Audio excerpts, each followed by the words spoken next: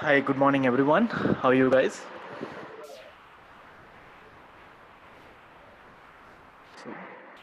Welcome to this demonstration of Internet of Things with blockchain.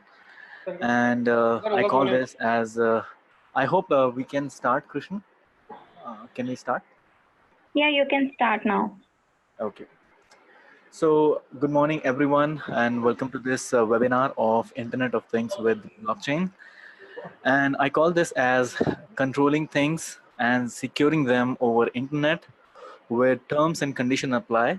And you will know that this terms and condition is a very unique term in itself when I introduce you with the technology called blockchain. My name is Sharik Ahmed Khan, and I've been into this over 3 years now. I'm a trainer and mentor for different scope of my expertise, let's say IoT, blockchain, and cryptography and things like that. I've also published a machine learning research during my masters, and I've already trained uh, engineers and working professionals in different technologies. In this webinar, we are going to discuss about what is IoT, not in depth, but I'm going to give you a brief overview of what IoT is and what other methods do we use in order to secure connections. And I'll also introduce you what is blockchain, what problem that does blockchain simplifies, how can IoT use uh, to leverage blockchain, and then a proof of work of demonstration, and not really a specific implementation of blockchain. Now, to introduce you with what is Internet of Things, we call them where we connect things over Internet. Now, the reason why we have chosen Internet is, please understand that Internet is the most widespread decentralized network of information sharing. So no, not one person has a control over internet. So he has a control on and off button of controlling an internet. And all these things, let's say Google and Facebook, all they're doing is just sharing you information through some URLs. So your internet is your distributed network of decentralized. And we connect all these physical devices, your sensor actuators and vehicles over them. So you can access them anywhere and control your internet, have access to your devices from any part of your world. One of the glimpse that you can see of, or is whenever you are sitting somewhere, you are able to remotely access your laptop. Now, your laptop is some kind of a device, physical things that you're able to control from somewhere else. Similarly, like that, you can also control your devices, which can be a Raspberry Pi or different technology devices. Now we use this Internet of Things in order to collect, exchange, and analysis of data. Now the data center at Google has information of anything that you search about. But these devices or these physical devices have information that you specifically deploy them for. For example, you deploy a sensor for measuring a temperature. So what collect and exchange of data will be, that will be of your temperature and humidity and things like that. Now, what other physical devices can you think of when you talk about things in internet? You have industrial applications, which is basically into industrial IoT. You have factory and manufacturing sectors. You have smart grid. You have power. You have communication. You have mobile devices. You have smart cars. You have robotics.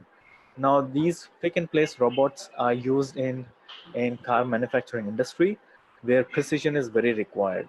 So you can use these Internet of Things devices. You can connect these robots to internet and be able to control that from anywhere part of world.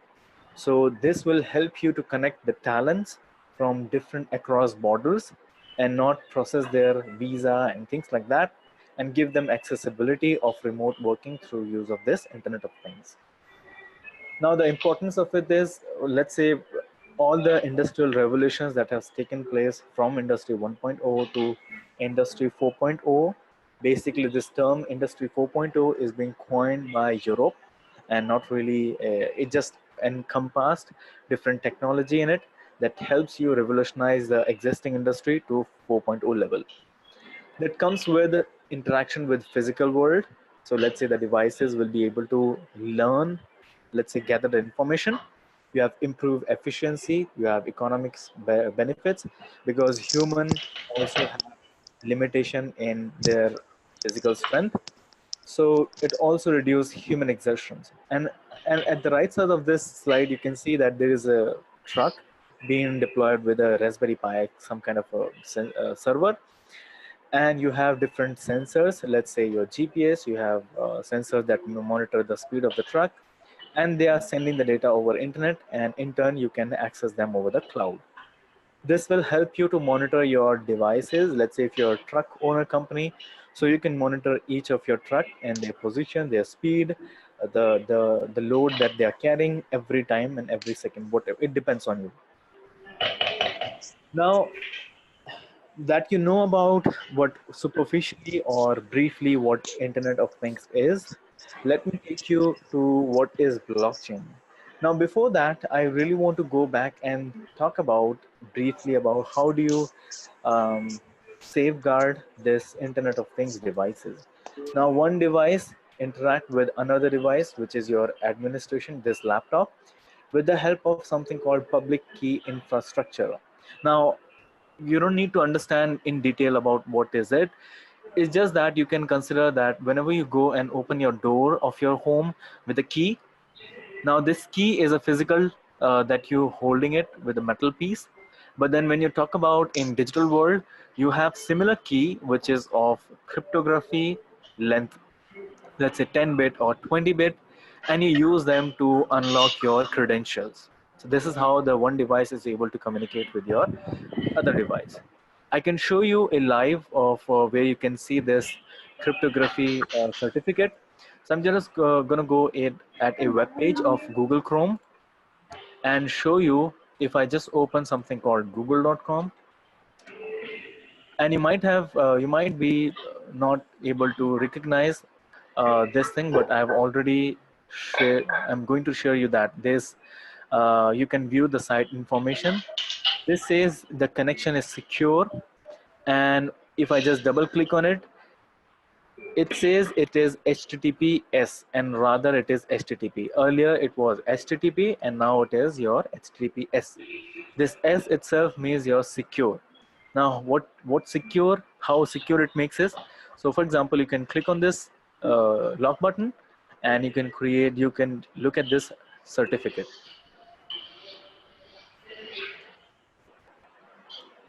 I hope you can see some kind of a certificate here. Now, this certificate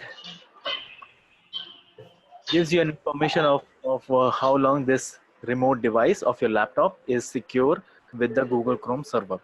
Now, there is a validity from 5th 2020 to 28/7/2020, which is like for 2 months. And the reason why they have done it so that they can update it over again and again. So hence the hacker cannot hack or compromise this digital certificate quite often. So by the time they use brute force or any kind of attacks, by the time this certificate will be gone, and then new certificate will be given. And the certificate consists of some cryptographic key that connection secure. Now going back, you can have basically the path of it. You can check it's over here. You can check this details of it also.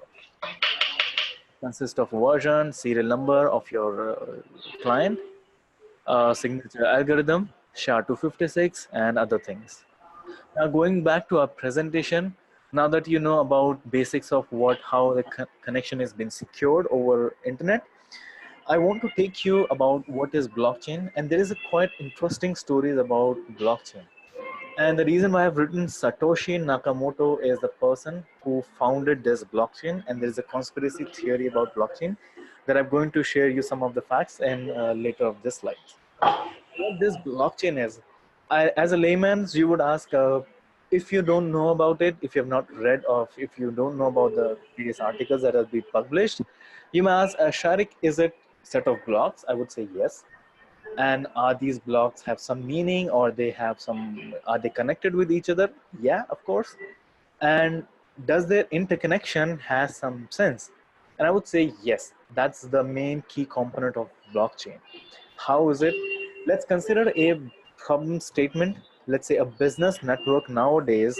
If I want to do a business with any one of you, I need to put down some of the conditions that I'm agreeing to in order to have some business done with the party. Now, that comes with keeping a record and ledger of the transaction. Let's say if I'm trying to give you some service, I will have the record of these services that I've given to you. So let's say there is a company called Rudderfin, and that gives a PR service to the company. So they will keep the transaction history, which is your provenance, in their record. Let's say Excel or anything like that. And then that comes with the resource that someone needs to keep this record keeping, and they need to build an infrastructure around this record keeping. They need to hire a CA that files their ledger and the taxes and things like that. Now, the person who is giving a service versus a person who is taking a service will have to keep this record. So it says each participant keeps the record. And also, since there are many people involved in it, there are many time involved in it, there is many devices that are involved in it, so it's a resource consuming. And the solution for this is a blockchain where you have a shared ledger, and that means each participant in a network can see the record. Let's say you and me are participating in a contract of sharing some asset. So let's say my asset is my knowledge, and the asset that you want to acquire, and this asset you want to acquire through this webinar costs you more like $200. So we'll have a common record. We can see transparently that Sharik was giving a service as an asset, which costs us $200. So you and me and those who are involved in this ledger, let's say Anusha, me as a service provider, you as a person who is taking the service, consuming a service, will have access to this shared record. And since it's common platform, you can have a quick and efficient transfer of things, let's say record. And this will also come with a quick and efficient transfer of goods. So let's say if a person who is producing a crop or producing anything, he needs to do the paperwork, and by this time this paper is being reached to the person who is consuming it, it's already like 3 to 4 days. And you still know the bank system in India doesn't work in Saturdays and Sundays, and sometimes it takes one full day in order to transfer some funds. And the unique things about this blockchain can be that it can assist you in instant transfer of funds, that we will look at of existing examples. And one of the key example that you might have heard of is Bitcoin. And that's the whole story about the person called Satoshi Nakamoto. And I'll tell you who is it. How IoT and blockchain will be revolutionary is that when you compare with the prospect of devices, there's a huge challenge in how to secure these devices over internet. So there are, no matter how secure your connection is so far now, right now, there are sites being hacked, there are devices being hacked. Beat down this thing that Volkswagen or one of the leading company was being monitored by a hacker for over like a year, and they didn't know that someone was monitoring their systems for over a year. So you can consider that even though our systems or security has reached so far, there are still potential threats to these security systems. But then banks and other more secure things, they come with more tight security. A centralized secure model. So for example, if you have a database which is centralized, let's say Google owns the database of yours in their Google data centers. And if for some reason all of the hackers around the world, they unite to hack the Google system, I hope that doesn't happen. So this Google data center will have to invest a lot of resources in order to protect their data centers. So that means one data centralized system has more security vulnerability than others that is decentralized. And then again, you have centralized sector where infrastructure will be difficult to implement and things like that. Now, with the help of blockchain, let's go back. It's a decentralized network of blocks. So that means no one person can hack it. Not even the community will be able to hack these devices. If they do, that will be with the help of some huge systems, because it comes with a key element called cryptography of 256. So that's a deep things about how you help and secure. Uh, there are existing industrial solutions that are provided by IBM with respect to this blockchain. So one of the infrastructure that IBM has come up with is TradeLens that helps you in, uh, let's say, we can go back to the solution where TradeLens is, and I can give you of live thing that is how this TradeLens is important. Now this TradeLens basically helps the producer and the consumer to make their crops or anything. Let's say if you have anything that you want to transfer from one place to another, so the processing, or you can see on the website that says transfer the container logistics by freeing yourself from legacy data systems. That means if you want to transfer things from your India, if you want to export from India to Europe, you need to go to the channel paperwork, and then uploading it to the government website. They will approve it in a 1 month, and then you will have some long queues in the logistics section.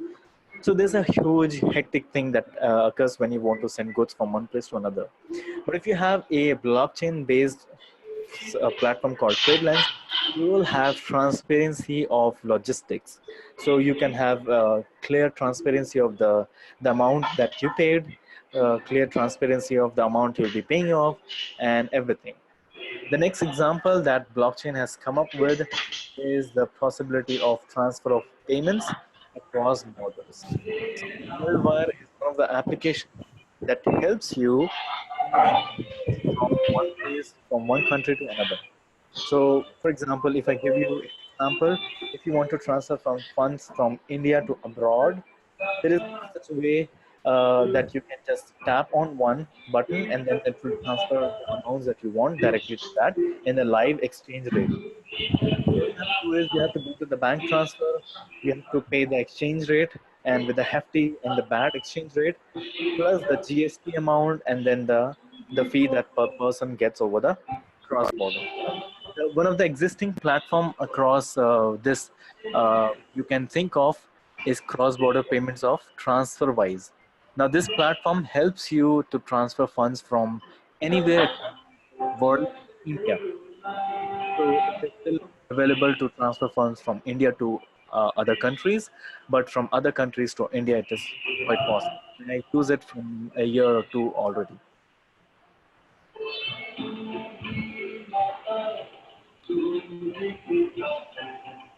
Okay, so I think someone is playing. Can someone please mute their mic? Yeah, thank you so much.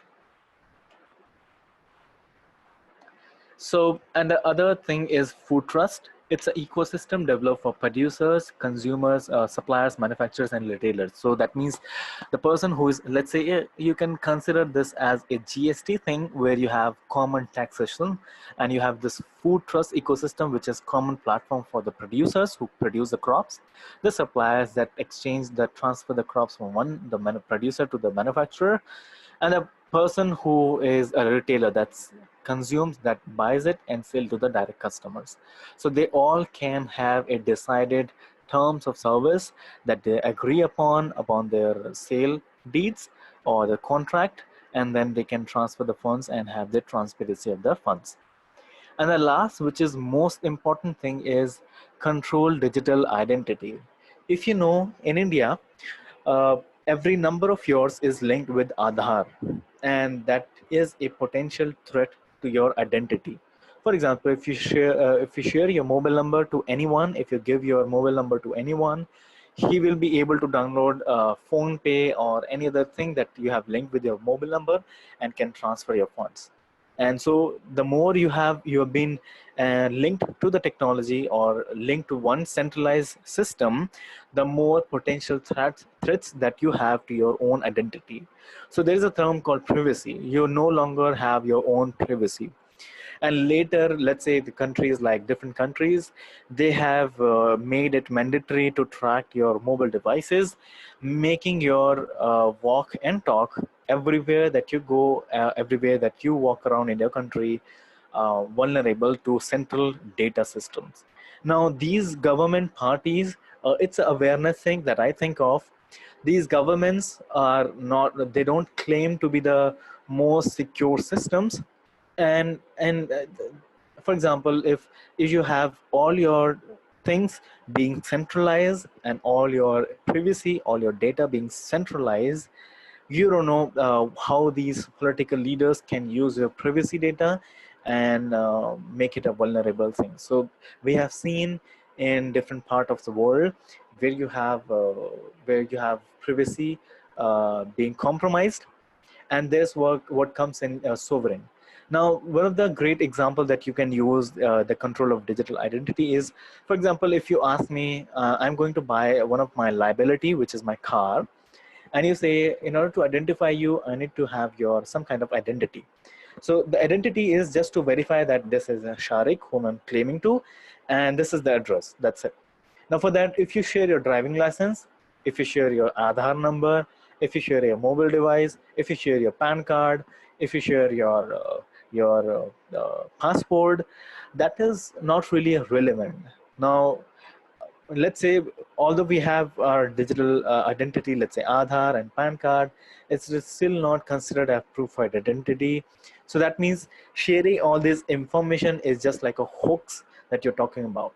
So sovereign comes in the place where group of people agree to about their proof of digital identity, and they do that by making sure that you have your passport being validated by them, and these passport information is not shared with other person who is trying to log into the sovereign. And this way, it's a common trust where people trust among each other that their identity is being verified, and then they only need to share the information such as your name, the place of declaration, and things like that. And this helps you in secure your privacy data. Now there are existing frameworks, let's say Hyperledger by Linux Foundation. You have Hyperledger Fabric by, this is being developed by IBM specifically. You have Ethereum, multi-chain, open blockchain, and things like that. Now the downside of this blockchain is whenever you use cryptography, so let's say if you tell me, Sharik, or if I tell if I choose one of you saying, let's say Itisha, I'm taking a random name from the webinar people who have joined it. So I say, Itisha, can you please send this code to Anusha saying hello? And I would say, Itisha, no matter the code word of this hello is hello.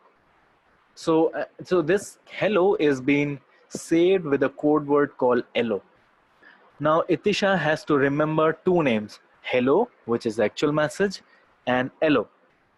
And for example, if I had this whole big message of 10 to 15 words, or some secret message, and I tell her to safeguard this whole message with some kind of keywords, so she need to remember the message as well as the keywords. And again, she need to decipher, Anusha need to decipher those keywords so that she can regain the actual message. Now this comes with the overhead. That means Itisha now needs to remember two things, the message and the cryptography key.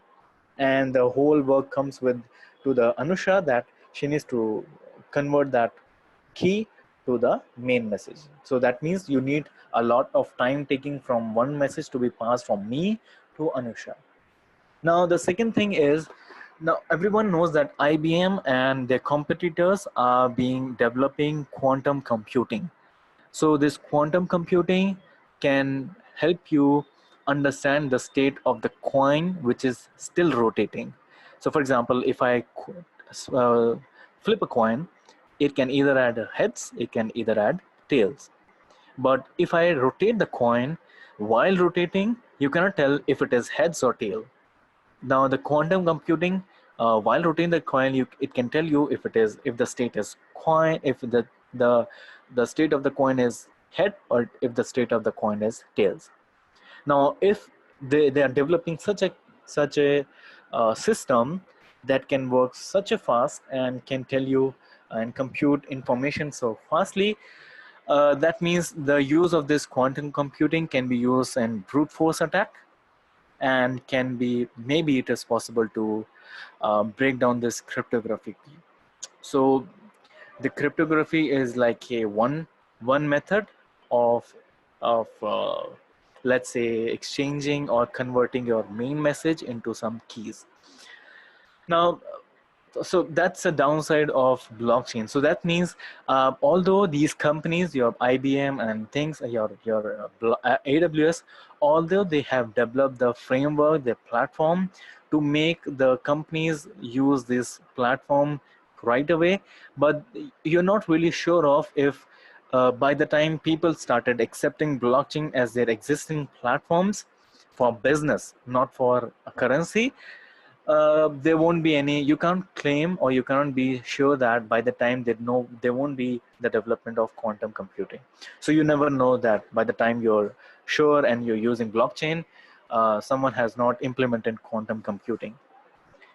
Now there are people who are exist, you're already, so companies, they don't waste time in order to developing a platform.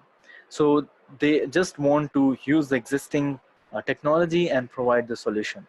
Now they may be providing service to few customers, but by the time, even IoT is not a trend or is not a norm in existing companies. So blockchain, let alone blockchain, will take some, like say 3-4 years to make it a norm in existing platforms, in existing society. Now, of course, like if you talk about Silicon Valley, they call it anything. Let's say if I'm talking to you, they name it as AI. So you can just go on developing things, anything. If you have funds, you can just raise funds of investors, and hence there are investors who just invest things and they don't have anything in return, and hence many startups have landed doing nothing. Just like there was a claim in Germany that out of those companies who claim to be AI based, 45% of them say 45% doesn't really need AI for their existing platform. So for example, if I'm trying to recognize an image or let's say food, I don't really need that identification of food by an app. And then there's a whole company that's built around that technology. So so although we have platforms like Autonomy, you have Chain of Things, IOTA is quite revolutionary because it helps you create a transactional which is leveraging existing blockchain to another level. So blockchain is like linked to one another, but IOTA is more linked and decentralized. You can check them by going to their website called IOTA, and it will help you, it will help in near future in order to make these devices being able to help you in transactions. So that's a peer-to-peer systems. Now, I really want to talk about what blockchain is and what technology, as per my perspective, has it been built on. So let me go just back to those slides where we were talking about blockchain. Now, blockchain has set of blocks. So that means you have cryptography. Cryptography was existing forever. So it's a known technology. So you can keep cryptography at one side. And you have decentralized. So you have internet as being decentralized. Fine. You have these blocks connected to one another. So that means it's a kind of a linked list data structures. So that means the blockchain, that this technology that has been built on, they were existing platforms. Is just the first thing that is just the first application that was revealed to the whole world by the person or the group of people called Satoshi Nakamoto was Bitcoin. And hence you have the name called Bitcoin. This Bitcoin is built on blockchain in order to make one person, in order to share their funds or their transaction to another person. Now, the main technology behind Bitcoin or blockchain is peer-to-peer. The good thing about this peer-to-peer is you don't have central system. And you might be thinking this is new or we have never heard of it, but this peer-to-peer was always existing. Now the example of Bitcoin, the peer-to-peer is your torrent. BitTorrent, it helps you share softwares or movies by using this concept called peer-to-peer sharing. And hence the website of torrent or let's say some websites that hacks, or that provides you information even though government has some guidelines not to access them, by the use of this peer-to-peer system, because they don't have, let's say one system is mine and the one system is yours. I can directly share resources of my system directly to your system without the need of a central system. And hence this Bitcoin is recognized as illegal because the government has no control over this Bitcoin things.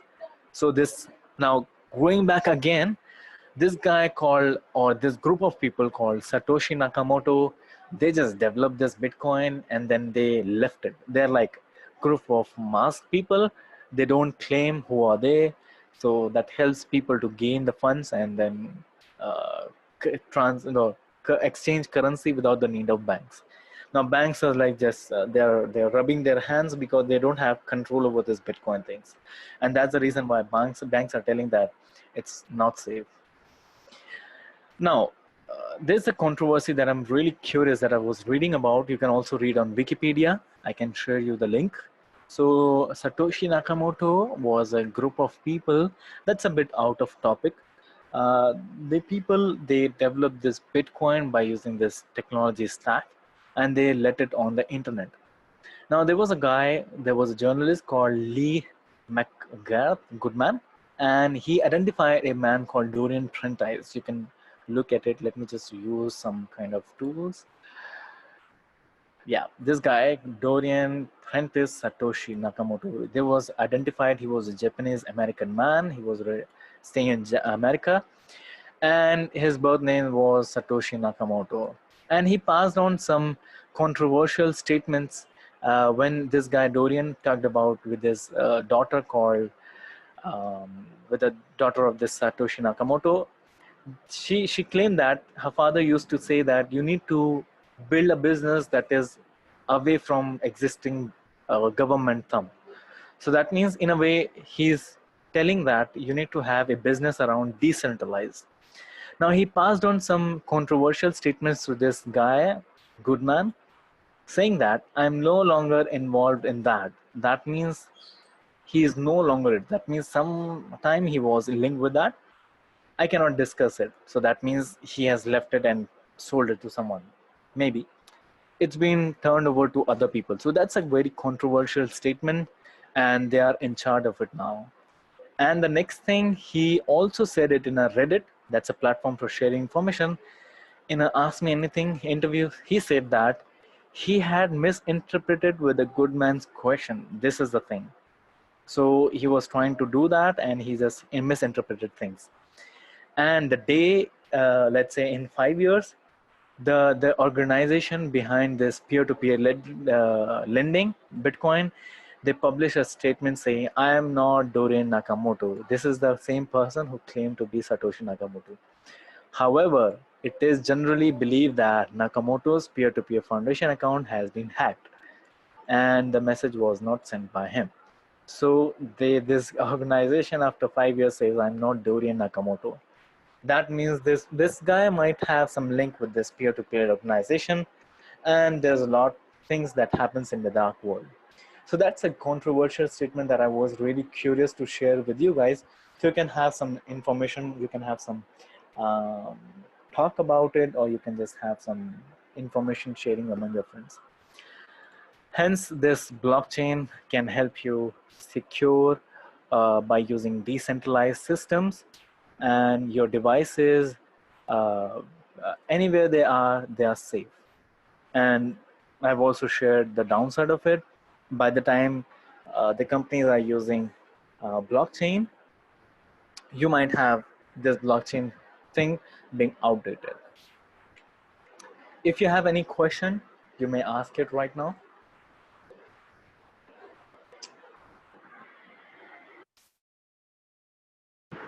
Is there something that you're curious about to talk about, or if there's something?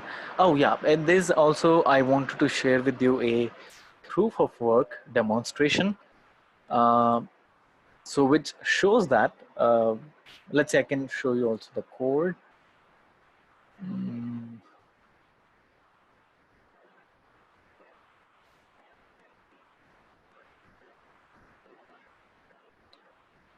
Okay.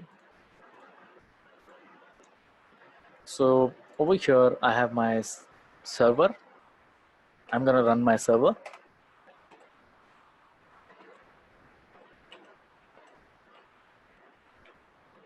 And I'm running it.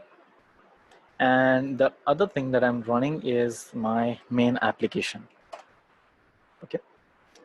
Now it says that this local thing is being available at this platform.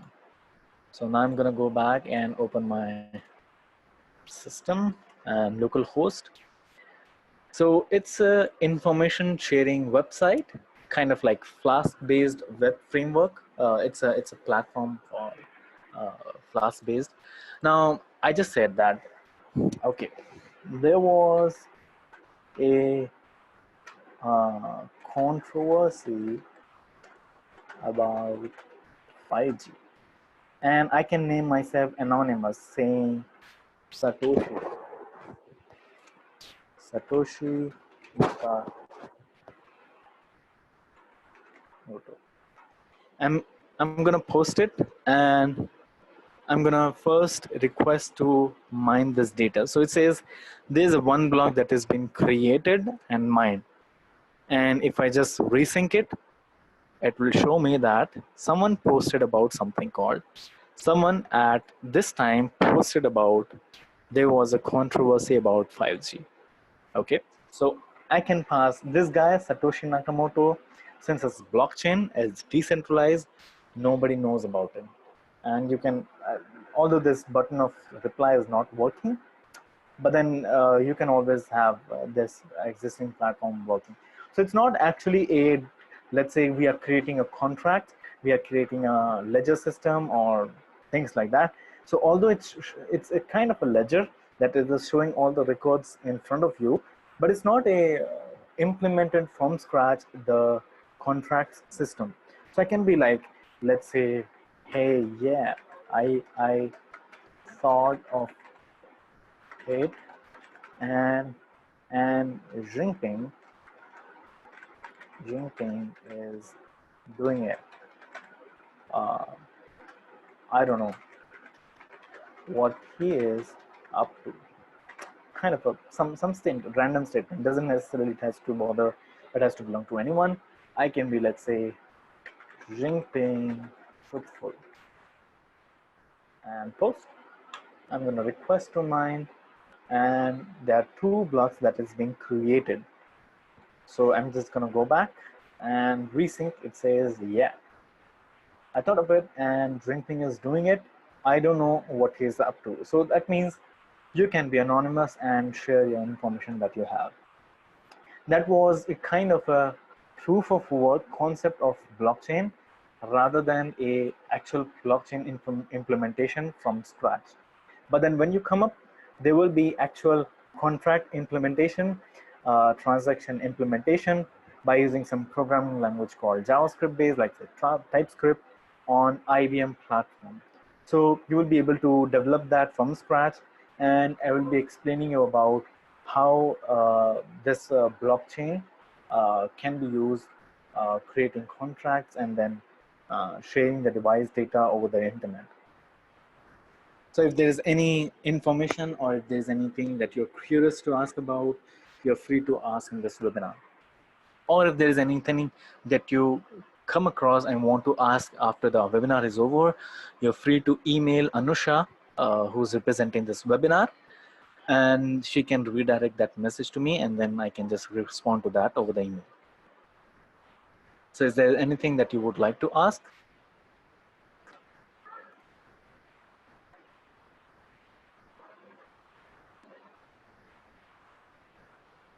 You're free to ask even on the chats, so I can get that.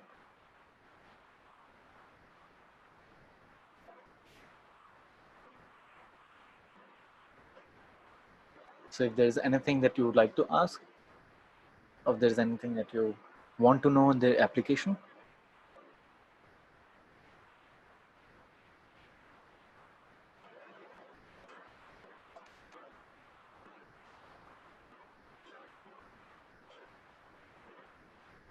Okay, so I believe the concept was briefly described, and you guys might have some information gained. And please feel free to contact Anusha and know the course content and things like that, when the course might start, and how can we use blockchain and things like that. So I hope you guys like this demonstration or webinar. And if you don't have any doubt, we can always have disconnection from now on, and we can meet whenever we want. So Anusha, can we have, is that okay? Is this webinar done? Yeah, I hope there is no questions from anyone. Or maybe if someone was not able to understand the main key concept, feel free to ask about this.